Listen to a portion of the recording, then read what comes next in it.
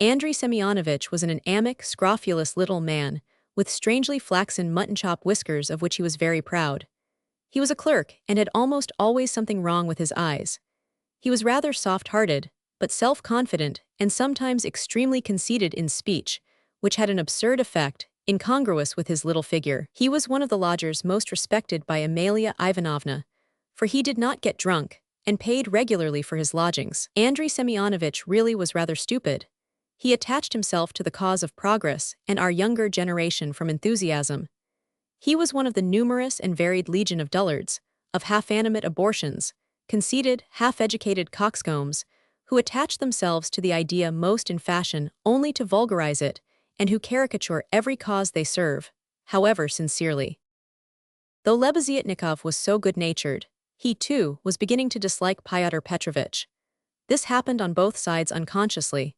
However simple Andriy Semyonovich might be, he began to see that Fyodor Petrovich was duping him and secretly despising him, and that he was not the right sort of man. He had tried expounding to him the system of Fourier and the Darwinian theory, but of late Fyodor Petrovich began to listen too sarcastically and even to be rude. The fact was he had begun instinctively to guess that Lebeziatnikov was not merely a commonplace simpleton, but perhaps a liar, too, and that he had no connections of any consequence even in his own circle, but had simply picked things up third hand. And that very likely he did not even know much about his own work of propaganda, for he was in too great a muddle. A fine person he would be to show anyone up. It must be noted, by the way, that Fyodor Petrovich had during those 10 days eagerly accepted the strangest praise from Andriy Semyonovich.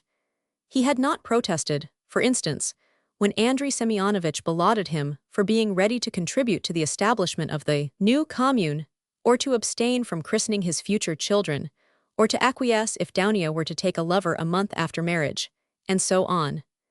Fyodor Petrovich so enjoyed hearing his own praises that he did not disdain even such virtues when they were attributed to him.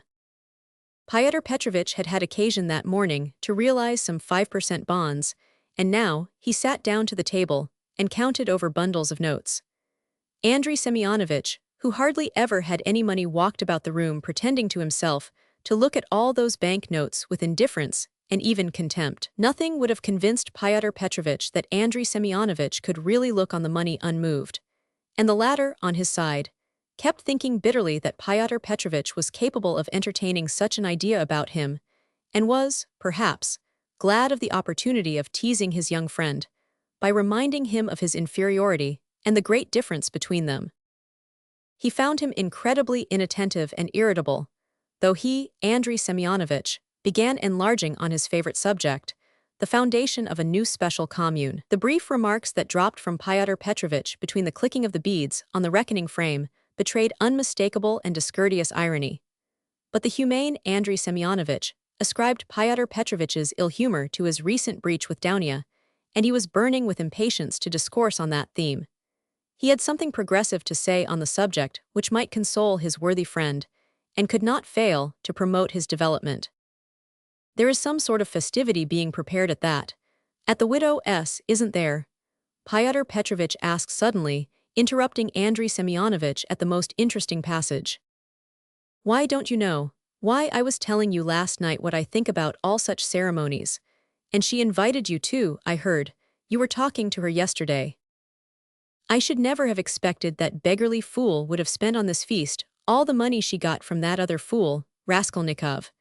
I was surprised just now as I came through at the preparations there, the wines.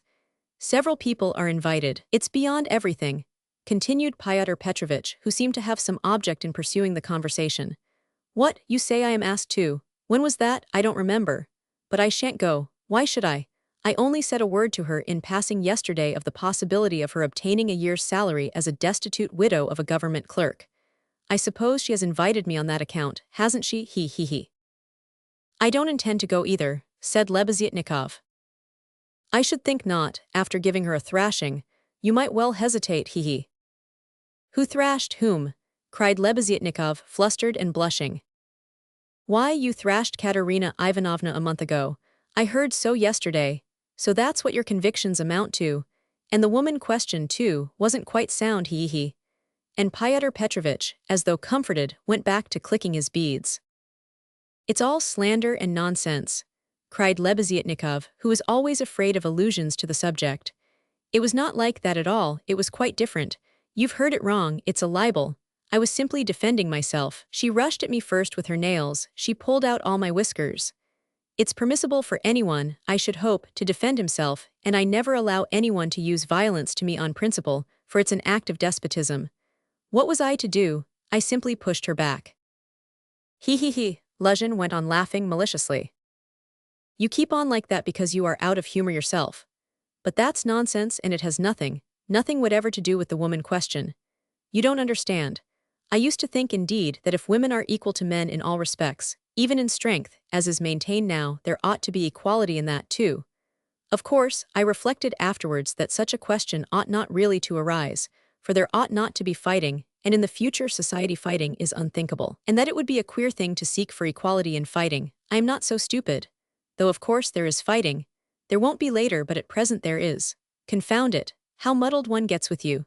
It's not on that account that I am not going.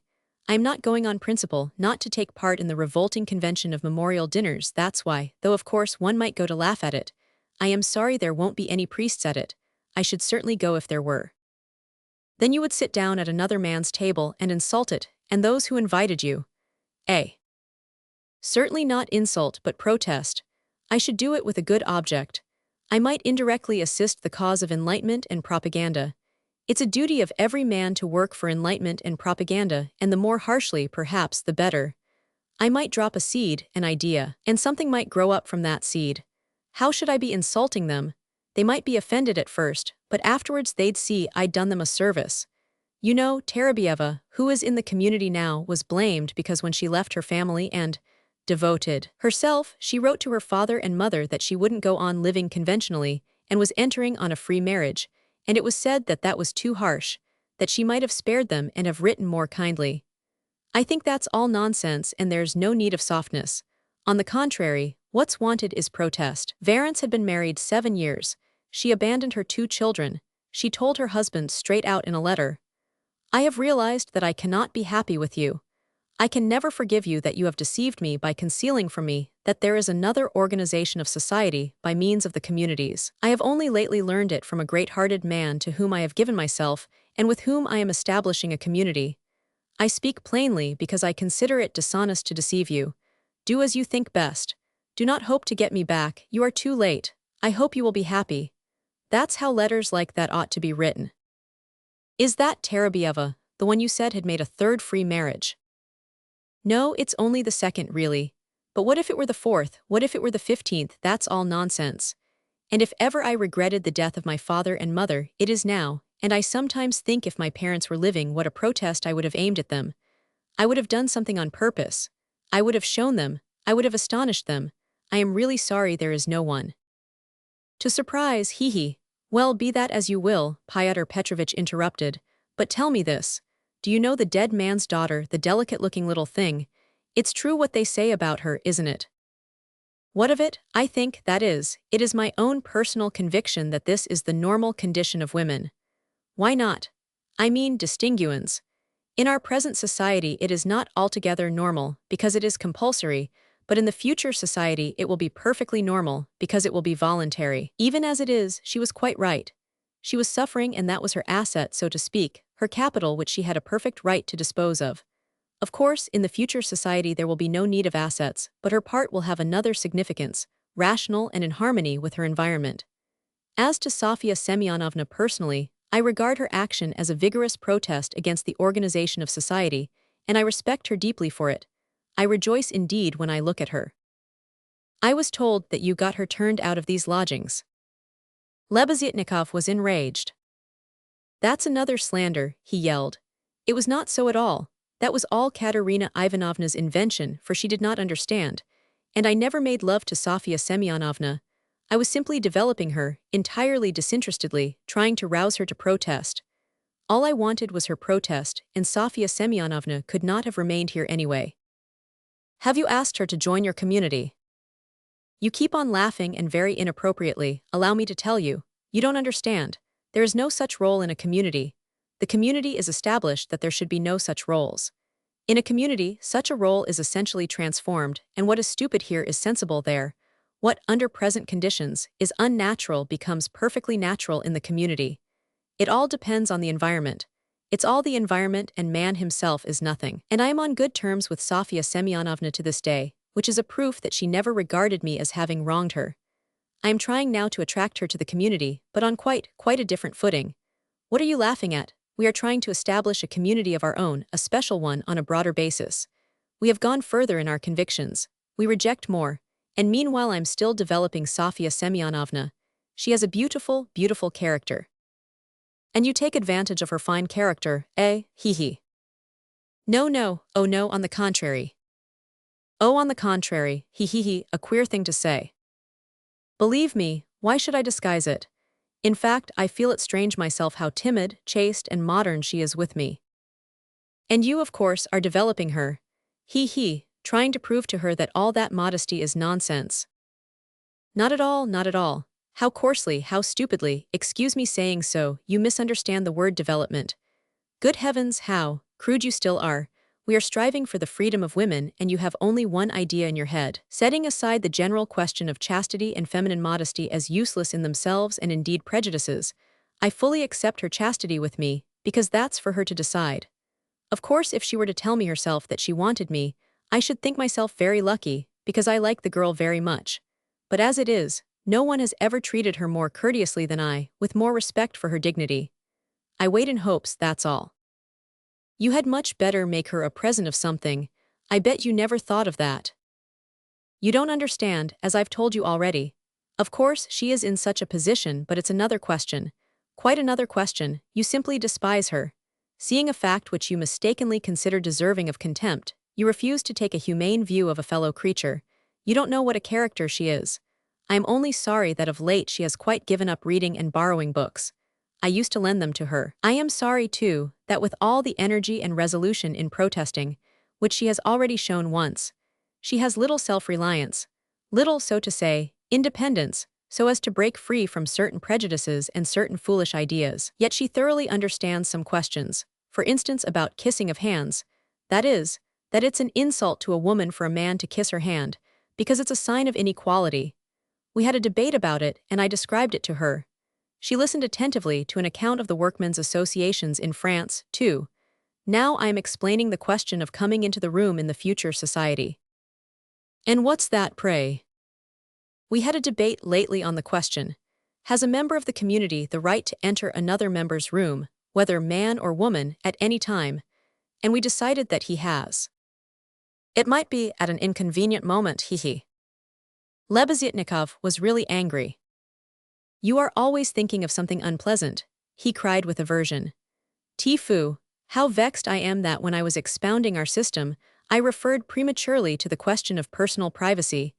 It's always a stumbling block to people like you, they turn it into ridicule before they understand it. And how proud they are of it too, Tfoo. I've often maintained that question should not be approached by a novice till he has a firm faith in the system. And tell me please, what do you find so shameful even in cesspools? I should be the first to be ready to clean out any cesspool you like. And it's not a question of self-sacrifice, it's simply work, honorable, useful work which is as good as any other and much better than the work of a Raphael and a Pushkin, because it is more useful. And more honorable, hee. What do you mean by more honorable? I don't understand such expressions to describe human activity. More honorable, nobler, all those are old-fashioned prejudices which I reject. Everything which is of use to mankind is honorable. I only understand one word, useful. You can snigger as much as you like, but that's so. Fyodor Petrovich laughed heartily. He had finished counting the money and was putting it away, but some of the notes he left on the table.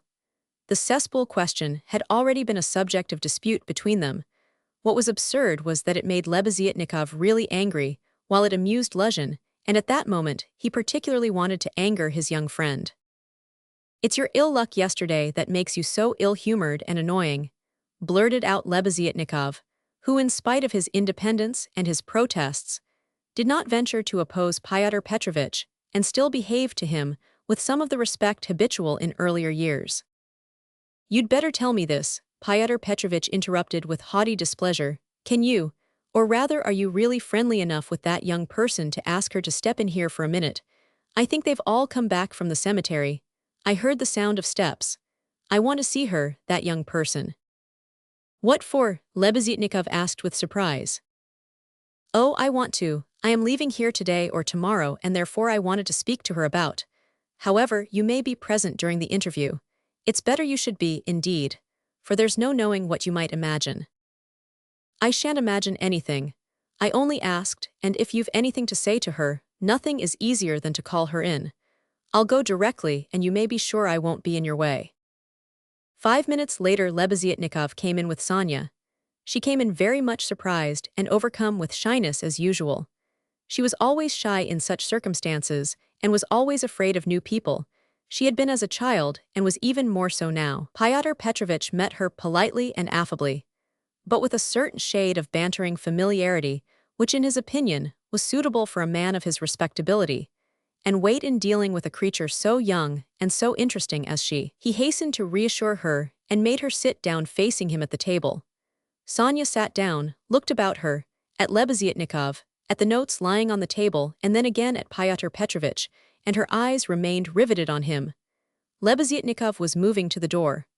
Fyodor Petrovich signed to Sonya to remain seated and stopped Lebeziatnikov.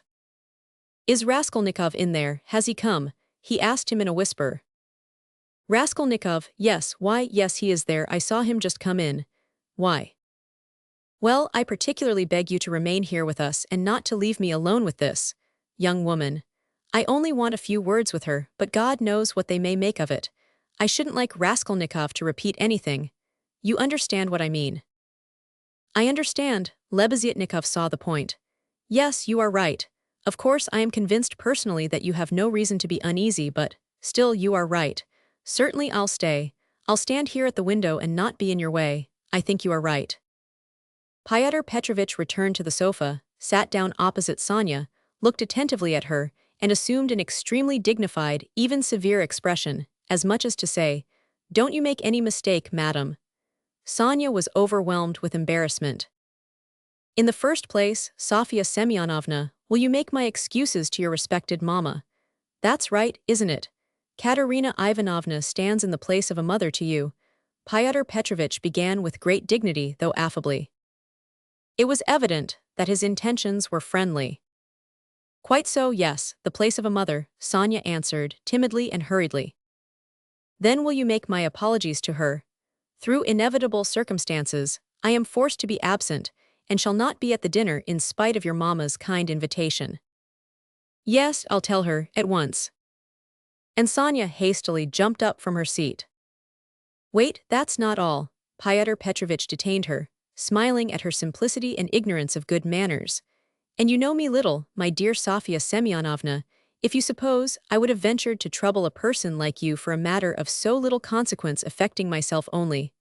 I have another object." Sonya sat down hurriedly. Her eyes rested again for an instant on the gray and rainbow-colored notes that remained on the table, but she quickly looked away and fixed her eyes on Fyodor Petrovich. She felt it horribly indecorous, especially for her, to look at another person's money. She stared at the gold eyeglass which Fyodor Petrovich held in his left hand, and at the massive and extremely handsome ring with a yellow stone on his middle finger. But suddenly she looked away, and not knowing where to turn, ended by staring Fyodor Petrovich again straight in the face. After a pause of still greater dignity, he continued. "I chanced yesterday in passing to exchange a couple of words with Katerina Ivanovna, poor woman. That was sufficient to enable me to ascertain that she is in a position, preternatural, if one may so express it." "Yes, preternatural," Sonya hurriedly assented. "Or it would be simpler and more comprehensible to say ill." "Yes, simpler and more comprehend. Yes, ill." "Quite so. So then, from a feeling of humanity, and so to speak compassion, I should be glad to be of service to her in any way, foreseeing her unfortunate position. I believe the whole of this poverty-stricken family depends now entirely on you." "Allow me to ask," Sonya rose to her feet, "did you say something to her yesterday of the possibility of a pension? Because she told me you had undertaken to get her one. Was that true?" "Not in the slightest, and indeed it's an absurdity. I merely hinted at her obtaining temporary assistance as the widow of an official who had died in the service, if only she has patronage. But apparently your late parent had not served his full term and had not indeed been in the service at all of late. In fact, if there could be any hope, it would be very ephemeral, because there would be no claim for assistance in that case, far from it. And she is dreaming of a pension already, he. A go-ahead lady. Yes, she is, for she is credulous and good-hearted, and she believes everything from the goodness of her heart and she is like that. Yes, you must excuse her, said Sonya, and again she got up to go. But you haven't heard what I have to say. No, I haven't heard, muttered Sonya. Then sit down. She was terribly confused. She sat down again a third time. Seeing her position with her unfortunate little ones, I should be glad, as I have said before, so far as lies in my power, to be of service. That is, so far as is in my power, not more. One might, for instance, get up a subscription for her, or a lottery, something of the sort, such as is always arranged in such cases by friends or even outsiders desirous of assisting people. It was of that I intended to speak to you. It might be done. Yes, yes, God will repay you for it, faltered Sonya, gazing intently at Fyodor Petrovich. It might be, but we will talk of it later. We might begin it today. We will talk it over this evening and lay the foundation, so to speak. Come to me at 7 o'clock. Mr. Lebeziatnikov, I hope, will assist us. But there is one circumstance of which I ought to warn you beforehand, and for which I venture to trouble you, Sofya Semyonovna, to come here. In my opinion, money cannot be. Indeed, it's unsafe to put it into Katerina Ivanovna's own hands. The dinner today is a proof of that. Though she has not, so to speak, a crust of bread for tomorrow and, well, boots or shoes or anything, she has bought today Jamaica rum and even, I believe, Madeira and coffee. I saw it as I passed through. Tomorrow it will all fall upon you again. They won't have a crust of bread. It's absurd, really, and so, to my thinking, a subscription ought to be raised so that the unhappy widow should not know of the money, but only you, for instance. Am I right? I don't know, this is only today, once in her life. She was so anxious to do honor, to celebrate the memory, and she is very sensible. But just as you think, and I shall be very, they will all be, and God will reward, and the orphans. Sonya burst into tears. Very well then, keep it in mind. And now will you accept for the benefit of your relation the small sum that I am able to spare from me personally? I am very anxious that my name should not be mentioned in connection with it. Here, having so to speak anxieties of my own, I cannot do more. And Fyodor Petrovich held out to Sonya a 10-ruble note carefully unfolded. Sonya took it, flushed crimson, jumped up, muttered something and began taking leave. Fyodor Petrovich accompanied her ceremoniously to the door. She got out of the room at last, agitated and distressed, and returned to Katerina Ivanovna, overwhelmed with confusion. All this time Lebeziatnikov had stood at the window or walked about the room, anxious not to interrupt the conversation. When Sonya had gone, he walked up to Fyodor Petrovich and solemnly held out his hand. I heard and saw everything, he said, laying stress on the last verb. That is honorable, I mean to say it's humane. You wanted to avoid gratitude, I saw. And although I cannot, I confess, in principle sympathize with private charity, for it not only fails to eradicate the evil but even promotes it, yet I must admit that I saw your action with pleasure. Yes, I like it. That's all nonsense, muttered Fyodor Petrovich, somewhat disconcerted, looking carefully at Lebeziatnikov. No, it's not nonsense. A man who has suffered distress and annoyance as you did yesterday, and who yet can sympathize with the misery of others, such a man, even though he is making a social mistake, is still deserving of respect. I did not expect it indeed of you, Fyodor Petrovich, especially as according to your ideas. Oh, what a drawback your ideas are to you. How distressed you are, for instance, by your ill luck yesterday, cried the simple-hearted Lebeziatnikov, who felt a return of affection for Fyodor Petrovich. And what do you want with marriage, with legal marriage, my dear, noble Fyodor Petrovich? Why do you cling to this legality of marriage? Well, you may beat me if you like, but I am glad, positively glad it hasn't come off, that you are free, that you are not quite lost for humanity. You see, I've spoken my mind. Because I don't want in your free marriage to be made a fool of, and to bring up another man's children. That's why I want legal marriage. Luzhin replied in order to make some answer. He seemed preoccupied by something. Children, you referred to children. Lebeziatnikov started off like a warhorse at the trumpet call. Children are a social question and a question of first importance, I agree, but the question of children has another solution. Some refuse to have children altogether because they suggest the institution of the family. We'll speak of children later, but now as to the question of honor, I confess that's my weak point. That horrid, military Pushkin expression is unthinkable in the dictionary of the future. What does it mean indeed? It's nonsense. There will be no deception in a free marriage. That is only the natural consequence of a legal marriage, so to say, its corrective a protest. So that indeed it's not humiliating. And if I ever, to suppose an absurdity, were to be legally married, I should be positively glad of it. I should say to my wife, "My dear, hitherto I have loved you, now I respect you, for you've shown you can protest." You laugh, that's because you are incapable of getting away from prejudices. Confound it all. I understand now where the unpleasantness is of being deceived in a legal marriage, but it's simply a despicable consequence of a despicable position in which both are humiliated. When the deception is open, as in a free marriage, then it does not exist, it's unthinkable.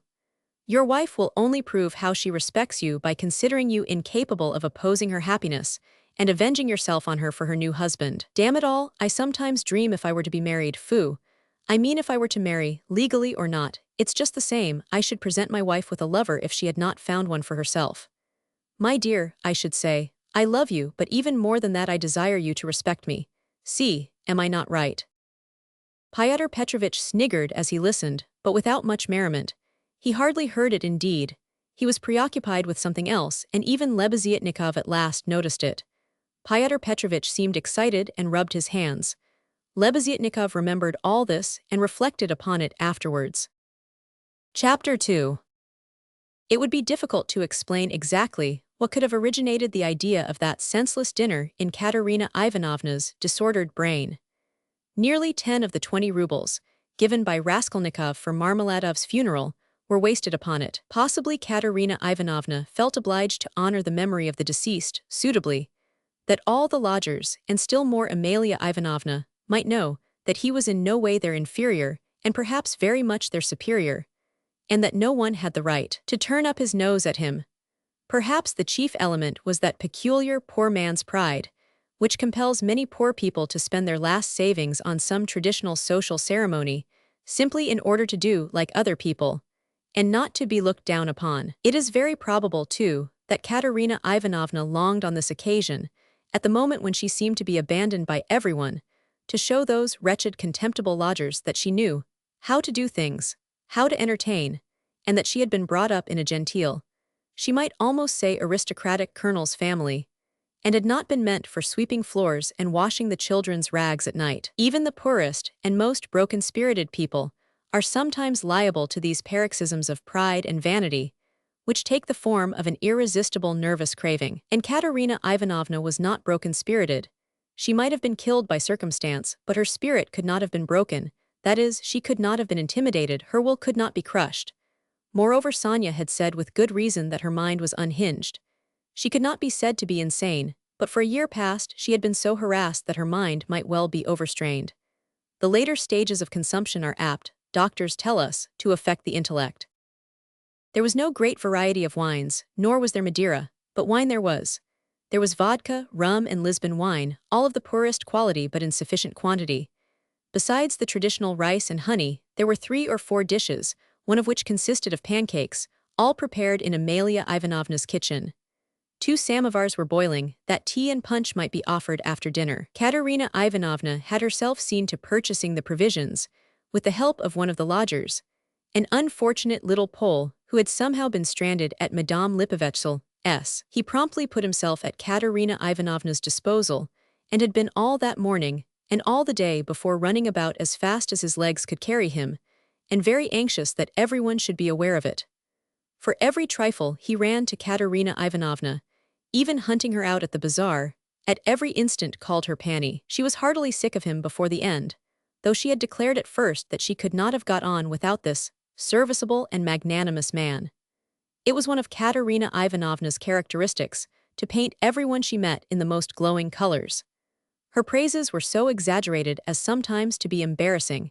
She would invent various circumstances to the credit of her new acquaintance, and quite genuinely believe in their reality. Then all of a sudden she would be disillusioned, and would rudely and contemptuously repulse the person she had only a few hours before been literally adoring. She was naturally of a gay, lively, and peace-loving disposition, but from continual failures and misfortunes, she had come to desire so keenly that all should live in peace and joy, and should not dare to break the peace, that the slightest jar, the smallest disaster reduced her almost to frenzy, and she would pass in an instant from the brightest hopes and fancies to cursing her fate and raving, and knocking her head against the wall. Amalia Ivanovna, too, suddenly acquired extraordinary importance in Katerina Ivanovna's eyes, and was treated by her with extraordinary respect, probably only because Amalia Ivanovna had thrown herself heart and soul into the preparations.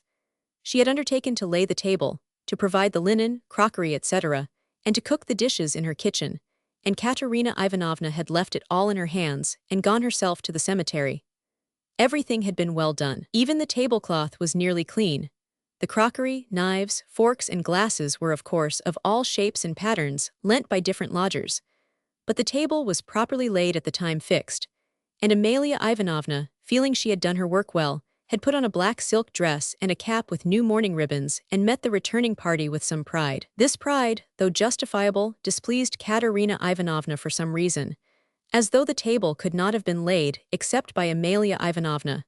She disliked the cap with new ribbons, too. Could she be stuck up, the stupid German, because she was mistress of the house, and had consented as a favor to help her poor lodgers? As a favor, fancy that. Katerina Ivanovna's father, who had been a colonel and almost a governor, had sometimes had the table set for 40 persons, and then anyone like Amalia Ivanovna, or rather Ludwigovna, would not have been allowed into the kitchen.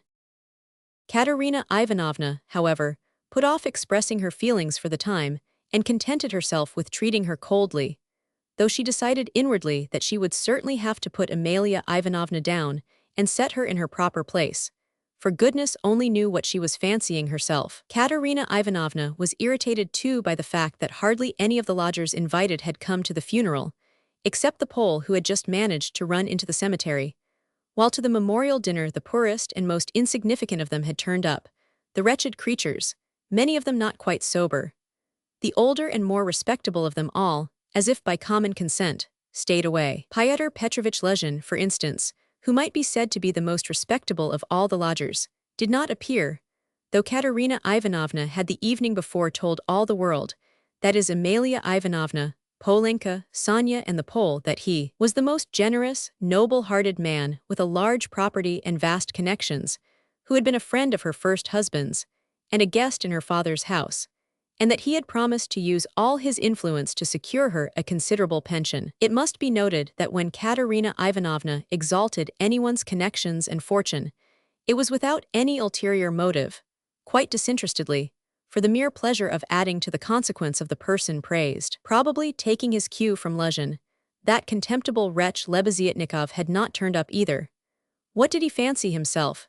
He was only asked out of kindness, and because he was sharing the same room with Fyodor Petrovich and was a friend of his, so that it would have been awkward not to invite him.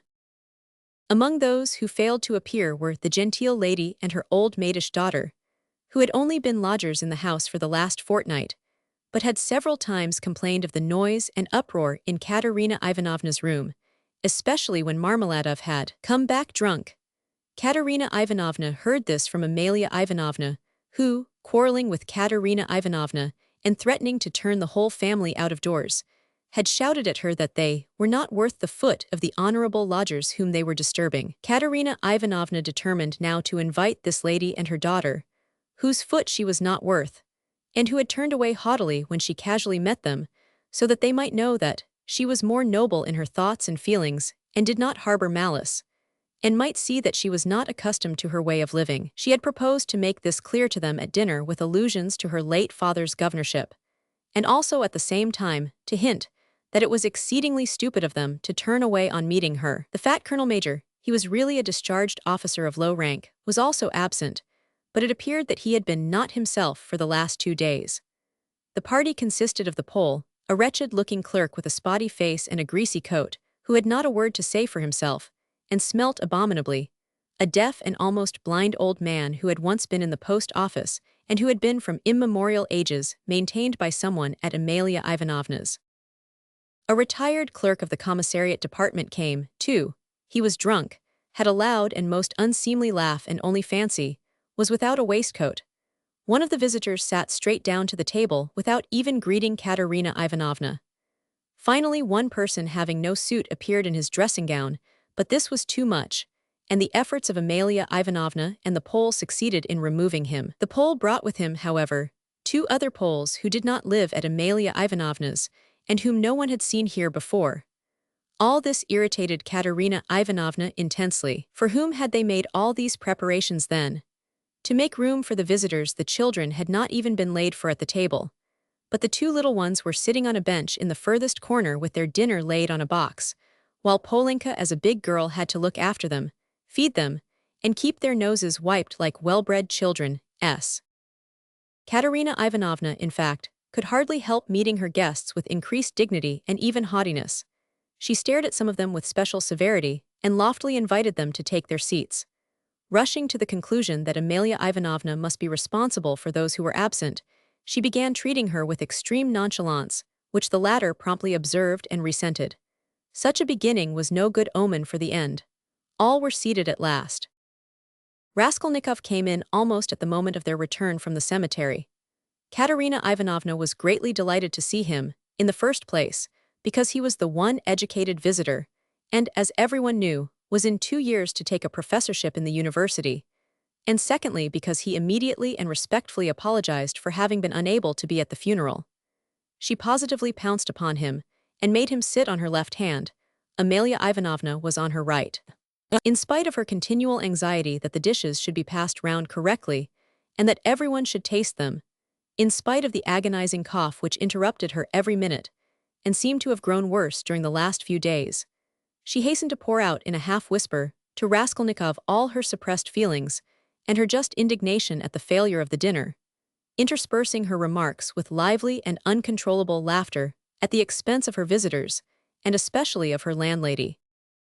"It's all that cuckoo's fault, you know whom I mean, her." Katerina Ivanovna nodded towards the landlady. "Look at her, she's making round eyes, she feels that we are talking about her and can't understand. Foo the owl, ha, cough, cough, cough. And what does she put on that cap for? Cough, cough, cough. Have you noticed that she wants everyone to consider that she is patronizing me and doing me an honor by being here? I asked her like a sensible woman to invite people, especially those who knew my late husband, and look at the set of fools she has brought. The sweeps. Look at that one with the spotty face. And those wretched Poles, ha, cough, cough, cough. Not one of them has ever poked his nose in here, I've never set eyes on them. What have they come here for, I ask you? There they sit in a row. Hey Pan," she cried suddenly to one of them, "have you tasted the pancakes? Take some more, have some beer, won't you have some vodka? Look, he's jumped up and is making his bows, they must be quite starved, poor things. Never mind, let them eat.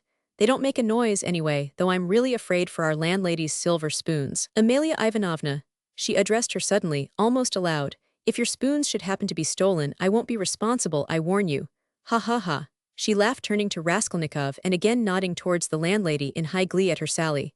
She didn't understand again. Look how she sits with her mouth open.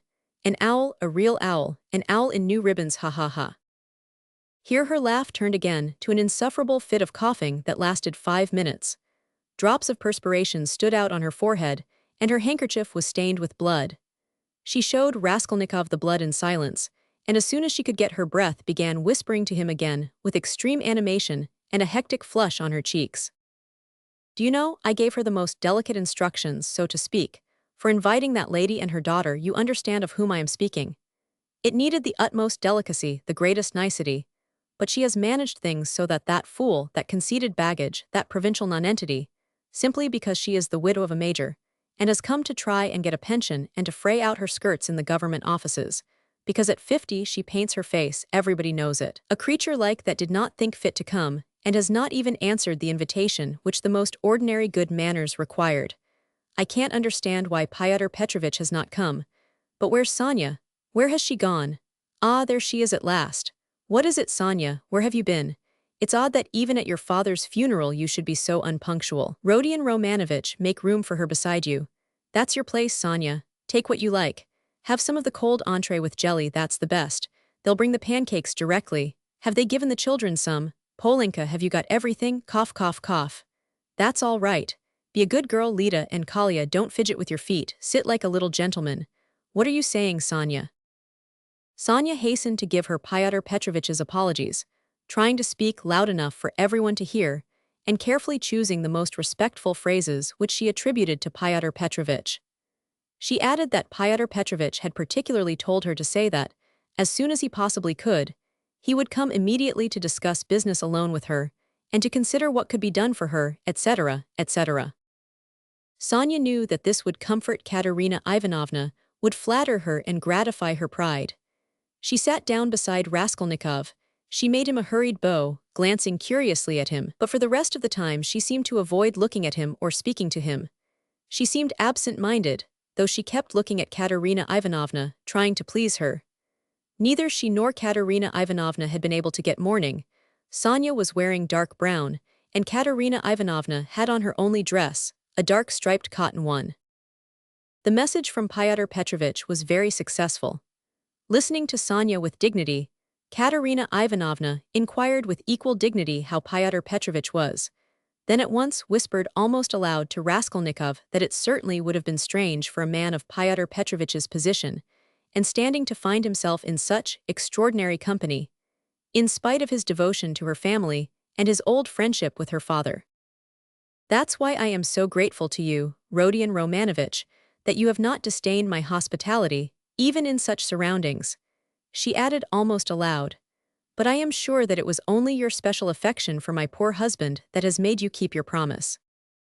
Then once more with pride and dignity she scanned her visitors, and suddenly inquired aloud across the table of the deaf man.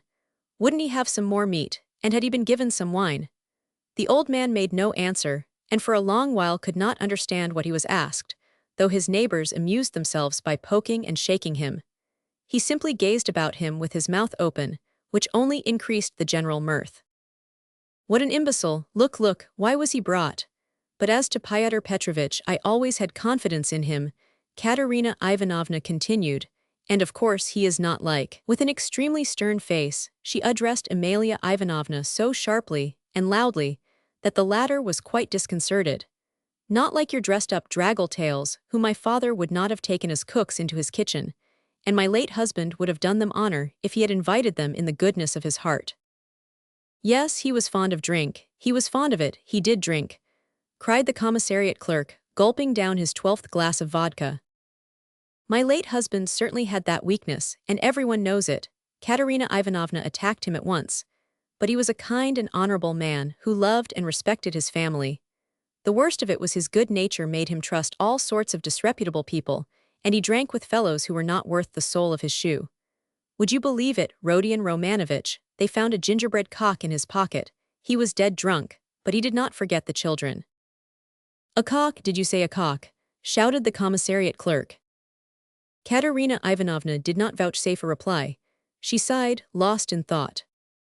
No doubt you think, like everyone, that I was too severe with him, she went on, addressing Raskolnikov.